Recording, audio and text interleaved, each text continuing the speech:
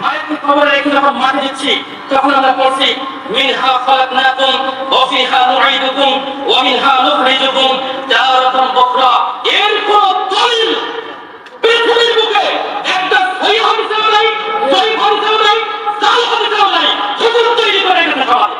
কি বলো ভাই যে মাইয়াতকে কবরে রাখার পর মাটি দেওয়ার সময় মিনহা খালাকনাকুম ওয়া ফিহা নুঈদুকুম ওয়া মিনহা নুখরিজুকুম তারাতান উখরা, যেই আপনার এটা আপনার দোয়াটা পড়ি, এর কোনো দলিল সহিহ হাদিসও নাই, সহিহ হাদিসও নাই, জাল হাদিসও নাই।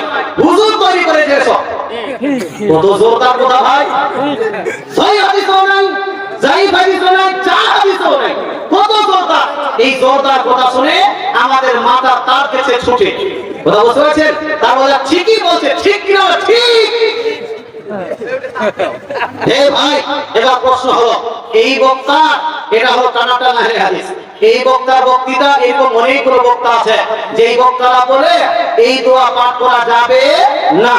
সুন্নি মুসলমান যা হাদিসের দরকার নাই, নবীজির হাদিস যেটা যেটা নবীজির অরিজিনাল হাদিস, সেই হাদিস দিয়ে আপনাকে প্রমাণ দিচ্ছি। সুবহানাল্লাহ। এই হাদিসটি লিপিবদ্ধ আছে বিশ্বের মধ্যে গ্রহণযোগ্য বিশ্বস্ত হাদিস গ্রন্থ। ইমাম বুখারী থেকে বড় ইমাম, ইমাম মুসলিমের থেকেও বড় ইমাম, ইমাম তিরমিজি থেকেও বড় ইমাম, ইমাম আপনার ইবনে মাজাহ থেকেও বড় ইমাম, ইমাম আবু দাউদ থেকে বড় ইমাম, ইমাম বাইহাকি থেকেও বড় ইমাম, ইমাম তাবারানী থেকেও বড় ইমাম, বলে ইমাম আহমদ বিন হাম্বল। সুবহানাল্লাহ। সম্মানিত মুসলিম সমাজ, ইমাম আহমদ বিন হাম্বলের কিতাব মুসনাদে আহমদ, মুসনাদে আহমদ হাদিস গ্রন্থ, হাদিস নাম্বার 22187। কত নাম্বার হাদিস বললাম? ভাই কম্পিউটার মতো মুখস্থ করছেন না ভাই? মাশাআল্লাহ সুবহানাল্লাহ। দোস্ত যদি আপনার এলাকায় আসি সব হাদিস মুখস্থ করবেন আপনি। মাশাআল্লাহ বলতে চাই 22187 মধ্যে একটি হাদিস নকল করা হয়েছে। হাদিসটি মনোযোগ সহকারে শুনুন। আন আবি উমামা রাদিয়াল্লাহু তাআলা আনহু, আবু উমামা রাদিয়াল্লাহু তাআলা আনহু হতে বর্ণিত হাদিস।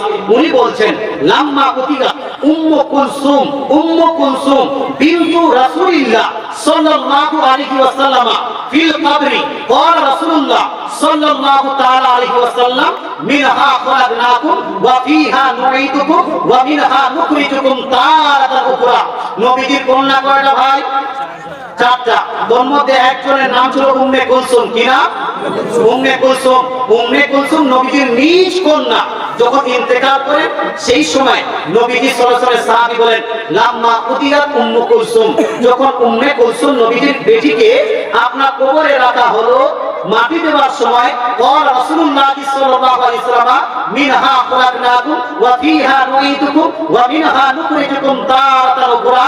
নবীজি সাল্লাল্লাহু আলাইহি ওয়াসাল্লাম নিজেই পাঠ করছেন মিনহা খালাকনাকুম ওয়া ফিহা নুঈদুকুম ওয়া মিনহা নুখরিজুকুম তারাতান উখরা। জোরে হবে না সুবহানাল্লাহ? আমার নবী, আপনার নবী, দয়ার নবী, মায়ের নবী মাটি দেওয়ার সময় এই দোয়া পড়েছেন কি পড়েননি? হাদিসে আছে কি নাই? এরপরে কোন বক্তা যদি বলে যে মিনহা খালাকনাকুম পাঠ করার কোন সহিহ হাদিসও নাই, সহিহ হাদিসও নাই, জাল হাদিসও নাই, এই বক্তাকে জুতা পিটা করা উচিত কি না? বলুন না ভাই। এই মুসলমানদের মধ্যে বিভ্রান্তি লাগায়, মুসলমানদের মধ্যে মারামারি লাগায়। সম্মানিত মুসলিম সমাজ, তুমি যদি না পড়তে চাও আমি তোমাকে জবরদস্তি করব না, কিন্তু এত বড় কথা বলা যাবে না, যাবে না। নবীর হাদিসকে অমান্য করা যাবে না। আমার নবী নিজেই যখন এই দোয়া পড়েছেন, তো এই দোয়া পড়া কি সুন্নাত না বিদআত? সুন্নাত না বিদআত? এই দোয়ার বিপক্ষে যাওয়া সুন্নাত না বিদআত? এই দোয়ার বিপক্ষে যাওয়া হলো বিদআত, আর এই দোয়া পাঠ করা হলো সুন্নাত। এই জন্য মাটি দেওয়ার সময় মিনহা খালাকনাকুম পাঠ করা হলো সুন্নাত।